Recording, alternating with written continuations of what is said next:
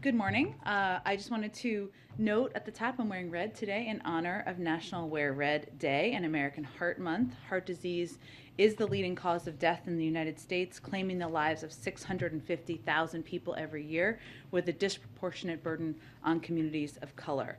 The president is committed to supporting Americans in their efforts to achieve better heart health and closing the racial gaps in cardiovascular disease. That's why we're taking a whole-of-government approach to reduce diet-related chronic diseases and encourage every American to live a healthy lifestyle. The president has also called on Congress to launch his ARPA-H initiative, which would invest billions of dollars in preventing, detecting, and treating cancer, cardiovascular conditions, and other deadly diseases. And there are a number of other red wearers today in here too. I don't want to speak to what you picked out of your closet, but maybe you're recognizing the same thing. Also wanted to note that a new competition and supply chain announcement that came out yesterday, from the Justice Department and the U.S. Department of Agriculture. They launched farmerfairness.gov, a new online tool that gives farmers and ranchers a one-stop shop for reporting potentially illegal practices in agricultural markets. As the president noted when he met with farmers and ranchers last month, the meat processing industry is highly consolidated. Just 4 companies control most of the markets for beef, poultry, and pork. That gives meat processors enormous power over farmers and ranchers, and too often they use that power to exploit and underpay them.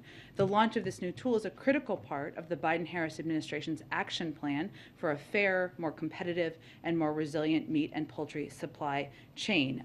This is a one-stop shop to report potential violations, and it will allow the Justice Department and the USDA to better address anti-competitive actions and create meat and poultry markets that are fair to American farmers and ranchers. Finally, wanted to note this shortly, the president will sign an executive order to improve timeliness, lower costs, and increase quality in federal construction projects. The order requires the use of project labor agreements on federal construction projects, which will help the management and coordination challenges that can stymie progress on major construction projects.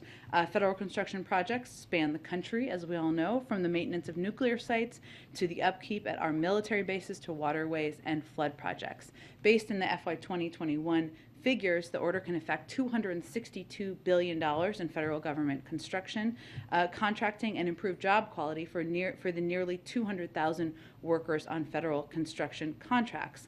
Additionally, as directly in the previous executive order, starting January 30th, federal contractors will be paid a $15 minimum wage. And briefly, the week ahead, last thing, on Monday, as you all know, the president will welcome the Chancellor of Germany to the White House, Chancellor Scholz.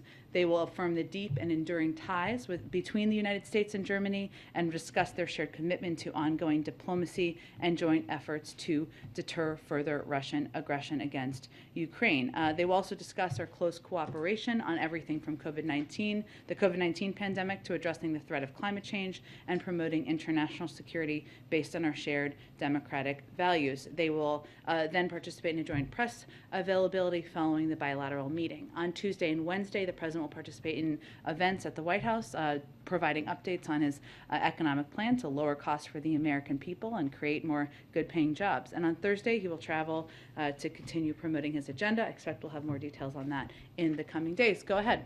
Thanks, Jen. So yesterday, you and the State Department spokesman Ned Price both took issue with reporters asking for evidence of your statements with respect to the Syria strike and the Russian false flag operation. Do you really believe that journalists are repeating Russian and Islamic State propaganda in pursuing those questions, first of all? And second of all, will you be offering evidence of your claims with respect to what happened in Syria when they become available? Absolutely, and let me just start by saying that we welcome tough questions and good faith scrutiny. Otherwise, I wouldn't come out here. I wouldn't have come out here almost 180 times and engaged with all of you and your tough questions and good faith scrutiny. As I noted in the response to a question from your colleague yesterday, which wasn't in all of the context of what was put out there, we are less than 48 hours from the end of the mission. So the Department of Defense is still conducting after-action assessments. That's a natural part of the process that occurs. I also conveyed in my answer to the question the President directed his Department of Defense to take every precaution to minimize civilian casualties, and that we would release all of the information we could. And we absolutely remain committed to that, to answer the other part of your question. While I did not go into this level of detail during the plane gaggle, we also did a number of briefings. A number of you participated in yesterday to brief out a number of the specific details, including the fact that we sent out special operators at significant risk to themselves to minimize the risk of civilian casualties. Of course, that's different than doing a strike, which would not be as much risk to individuals involved. But obviously, these individuals were on the ground for a couple of hours as we briefed out. It would have been easier to do an airstrike. But as a result, we have firsthand reports from our elite service members who were on the ground and risked their lives to kill a terrorist responsible for the slaughter and enslavement of the Yazidi religious minority in northwestern Iraq in 2014, who bears responsibility for a recent set of attacks against the Iraqi security forces, and who took a terrorist off the battlefield who seeks to harm Americans. But of course, we respect and value the role of the press. Otherwise, again, I wouldn't be out here with all of you every day, and welcome the scrutiny, welcome the tough questioning. And as I said yesterday, of course, we will do everything we can to provide as many details as possible. But I think it's important, as people are trying to understand this, to note it is different having operators on the ground than an airstrike, where it's a different assessment after action.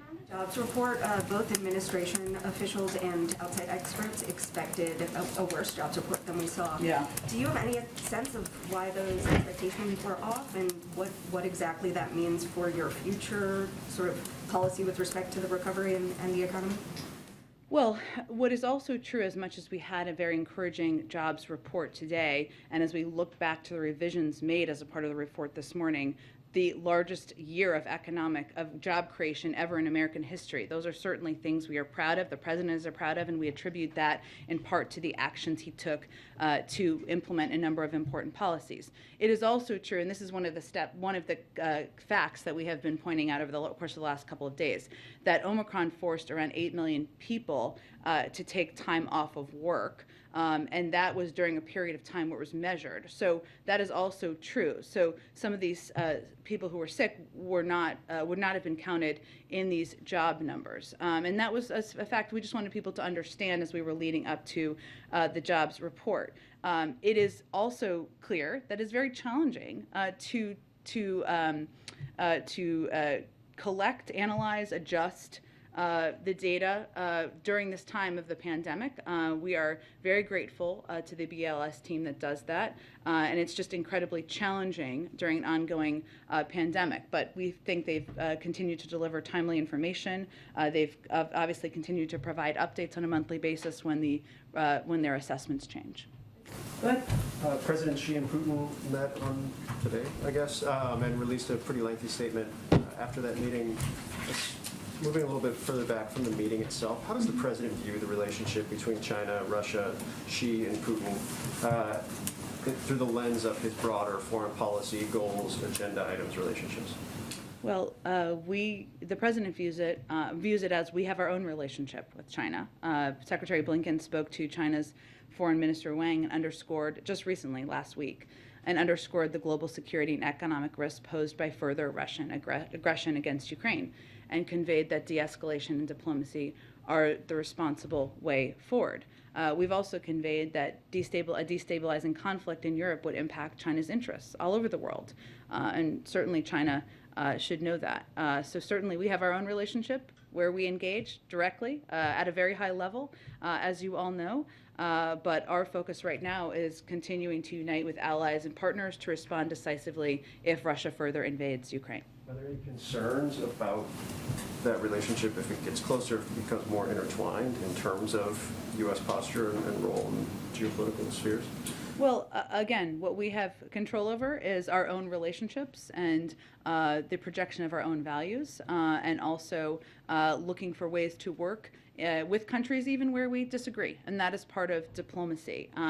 I would note that because some of the reporting has accurately assessed or raised the question of what took place in these conversations, that we don't have anything to update on that. I don't think you would expect, but the size and the scope of economic measures on the table that we're talking about as it relates to Russian aggression or the potential of invasion are unprecedented, would pose massive consequences for the Kremlin, and the inputs to, and I think it's important for people to understand that the inputs to the major foundational technologies of the world still come from the West. And so there is an enormous amount of power we have as we work to continue to strengthen our diplomatic efforts with our partners around the world. And then just one more quick one, and obviously I'm not going to try and repeat what Matt did yesterday with Ned, because I know you've experienced at times in a past life. But I do. I had many engagements with Matt Lee in my time. The idea, though, and you've done this a couple times, and the British have to some degree as well, getting out in front.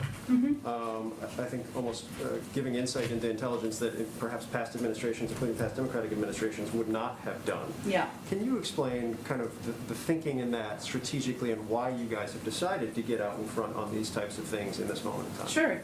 So over the past several months, we, but also a number of our allies, have developed a significant amount of credible intelligence about Russian efforts to use a false pretext to justify an invasion of Ukraine. And this evidence mirrors both public reporting and Russian accounts in past conflicts. And I would note a number of your outlets obviously have reporters on the ground, right, who are seeing for themselves what is happening. What is also true is that we've seen Russians' actions over the past few years. If you look just back at past precedent, it doesn't mean it's guaranteed to repeat, but it is important for people to understand contextually what they're capable of and what tactics they've used in the past. And sometimes you do see repetition of that. So a few years ago, for example, Russia's defense ministry falsely accused the United States of running a clandestine biological weapons lab in the country of Georgia, enabling Russia's efforts to destabilize the Georgian government. Russia also used to fabricate stories in Syria about how attacks on international aid convoys were undertaken by rebels or terrorists instead of the Assad regime to enable Russia's continued support for the Assad government. If you look back at 2016, the Russian media manufactured a false claim of sexual assault against a Russian immigrant named Lisa by German refugees in order to stoke hysteria against Syrian immigrants throughout Europe. And there's more. Russian state television aired a false report that claimed the Ukrainian army had crucified a 3-year-old Ukrainian boy. That is even more recently. So our objective is to deny Russia the opportunity to use these lies to justify an invasion of Ukraine. And to convey clearly, these are actions we're seeing that are straight out of their playbook. We've seen them run false flag operations in the past and use confusion to launch military action many times in history. Of course, we would prefer to make as much underlying information available as we can. And in fact, what we conveyed yesterday and was conveyed by my colleagues at the Defense Department and State Department was the result of declassifying information. There are limitations because of compromising intelligence sources and methods. But what we're trying to do is take steps to deny Russia the opportunity to use lies, to use past tactics to justify an invasion of Ukraine, essentially to avoid war. Go ahead. Thanks, Jen. If Putin decides to make a move into Ukraine, how long does the U.S. believe that the Ukrainians could hold off a full Russian takeover? Jackie, it's a great question. I would really point you to the Department of Defense to make any assessment if they can. And obviously some assessments they may not be in a position to make publicly. That they would not want to share publicly or that they don't know? Again, I'm just conveying that there are some assessments, and obviously you, as the Department of Defense, does a range of contingency planning. I'll let them speak for themselves on what they could lay out publicly for you. And then we've known about the reality of this threat since October. Putin began amassing troops on the border in April. So why have we waited so long to send the kind of aid that we're sending now? Why haven't we sent, for instance, anti-aircraft weaponry? Because if Russia does an airstrike, wouldn't they be able to obliterate what we've sent to them so far? Well, remember the president met with President Zelensky back in, I think it was September, but you can correct me if that's wrong. It was sometime early in the fall. and committed to a large aid package. That is something that we've been implementing and delivering since that point in time. So actually, it's been continuous security assistance that we've been providing to the Ukrainians, an enormous package that we've been providing over the course of the last year. In terms of weapon systems, I had again pointed to the Department of Defense. The feeling within the administration is that we have responded in a timely manner to Ukraine's concerns. I think what's important for people to understand is that this has been continuous. It wasn't that we had never provided aid, whether it's humanitarian or security assistance, and all of a sudden we did recently. That has been a continuous process. We've provided hundreds of billions of dollars in aid, security assistance over the course of not just the last year, but long before that, and including a commitment the president made and was announced around President Zelensky's visit. And then moving on to energy, I mean, gas prices are at a 7-year high here in the U.S. Right after OPEC again snubbed requests to increase production, and then there's this energy crisis in Western Europe brewing. Is there any point where the president would consider opening up domestic production in order to mitigate some of this, the inflation, and assist our allies in Western Europe? Well, there's a couple of important questions you raised there. Let me start by saying that as it relates to Europe and the shortage, and that is, or potential, I should say, it doesn't exist currently, or everybody's experiencing high gas prices, but I think you're asking as it relates to a potential invasion. That is something we've been very mindful of and in touch with our European partners and also suppliers about what can be done and how we can ensure or take steps to increase capacity out there to meet those needs should they raise. Some of them is natural gas, some of them is gas, as you know. So that is something we've been quite mindful of.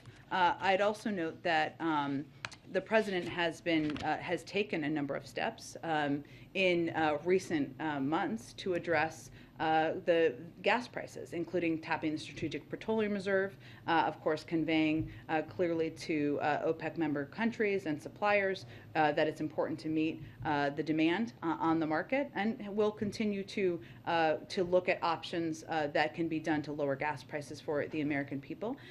In terms of whether or not there could be more oil drilling, I'd point you to the oil companies on what available places they have and if they're maximizing that. My understanding is they're not. Is there any consideration for increasing, for instance, LNG export licenses?